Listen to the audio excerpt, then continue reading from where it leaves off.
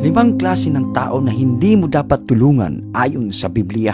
Una, ang taong tamad at ayaw magtrabaho. 2 Thessalonica 3 verse 10. Ang pagtulong sa tamad ay nagpapataba ng kanilang katamaran at tiyak na hindi nila matututunan ang pagiging responsable. Pangalawa, ang mapagkunwari at makasalanang hindi nagsisisi. Mateo 7 verse 6. Ang tulong ay maaaring abusuhin o gamitin para sa masama kapag ang tao ay walang pagbabagong loob. Pangatlo, ang langgagantyo o naghihiganti. Roma 12 verse 21. Ang pagtulong sa mga taong naghahangad ng paghihiganti ay lalo lang magpapasama sa isang sitwasyon. Pang-apat, ang tunay na nangangailangan pero ayaw tumanggap ng pagbabago. 2 Timothy 2 verse 25. Minsan ang pinakamalaking tulong ay hindi tumulong sa mga maling gawain at sa halip ay magsalita ng katotohanan sa pag-ibig. At panglima, ang mga nanlilinglang at nandaya. Kawikaan 12 verse 22. Ang patuloy na pagtulong sa mga manluloko ay nagpapatibay lamang sa kanilang kasamaan. Kaya kapatid,